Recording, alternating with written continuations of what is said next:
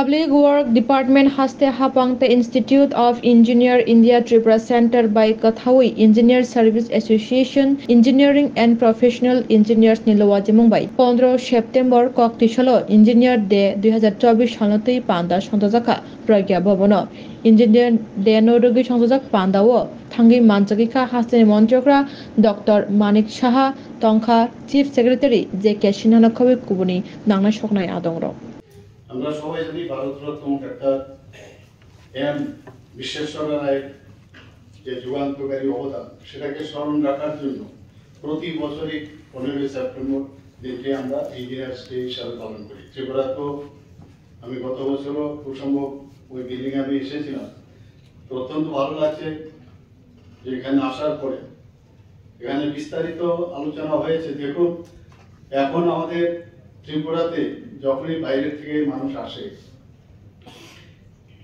কালকেও দুজন বিখ্যাত ক্রিকেট প্লেয়ার এসেছিল, আপনারা সবাই জানেন। ওনারা অবাক হয়ে গেছেন প্রথমবার ত্রিপুরাতে আসার পরে বলছেন, আমি জাস্ট জিজ্ঞেস করলাম কিরকম লাগছে আপনার ত্রিপুরা বা আগরতলা। বলছে আমরা বিশ্বাসই করতে পারি না যে ত্রিপুরা এত সুন্দর একটা জায়গা হতে পারে, আমরা ভাবতে পারিনি। আমি ওনাদেরকে বললাম, মাননীয় প্রধানমন্ত্রীজি আমাদের ন্যাশনাল হাইওয়ে দিয়েছে 6টা, আরো 4টা প্রিন্সিপাল উনি স্বীকৃতি দিয়েছেন। উনি অবাক হয়ে গেছেন এবং ওনাকে এটাও বললাম ত্রিপুরাতে এত সুন্দর সুন্দর জায়গা আছে, টুরিস্ট স্পট আছে, আপনারা যদি এখানে থাকেন পরে আসবো, এবার তো হবে না। তাই বলে একবার চলে গেলে আর আসবেন না, আপনারা দেখে যান। তো বলছেন ফ্যামিলি নিয়ে আসবো।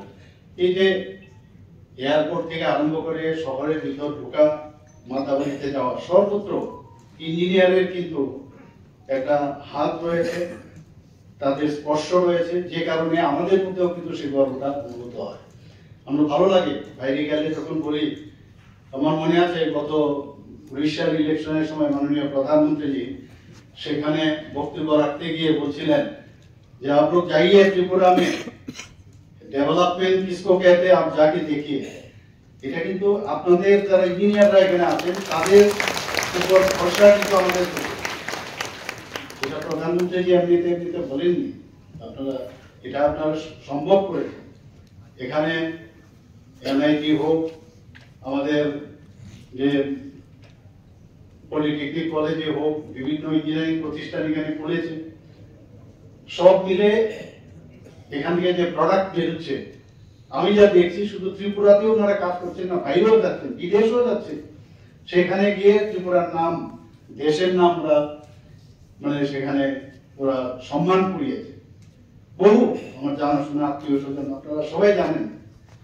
এবং কোনো অংশে ত্রিপুরার ইঞ্জিনিয়াররা কিন্তু কোনো অংশে কম নয়, ট্যালেন্টের অভাব নেই। কিন্তু মুশকিল হচ্ছে যে আগে একটা সময় ছিল যে কি হবে করে সরকার হয়তো বা হেল্প করবে না, আমার কি ইচ্ছা, মনের ইচ্ছা। আমার মনে আছে আমি যখন ম্যাক্সিলোফেশিয়াল সার্জারি করে প্রথমবার ত্রিপুরাতে আসি, তখন আমার আরেক বন্ধু ছিল, ও এমডিএস করেছিল, ও আরেকটা সাবজেক্টে, আমার ঠিক 6 মাস আগে। তাই বললাম তুমি এইভাবে বসে আছো, তোমার যে সাবজেক্ট আছে সেটাকে কেন ডেভেলপ করছো না? বলছে এখানে কিছু হবে না। আমি বললাম ঠিক আছে, ওর সাবজেক্টে ওর যে ডিপার্টমেন্ট সেটাকে আমি ডেভেলপ করলাম, তার ইনচার্জ আমি হলাম, আমার তো করলামই। এই ইচ্ছা শক্তি থাকলে সে যে গভর্নমেন্টে থাকে, কোনো গভর্নমেন্টে কারোর যদি ঠিকভাবে সৎ ইচ্ছা থাকে, তাহলে কোনো না কোনো ভাবে সে কাজটা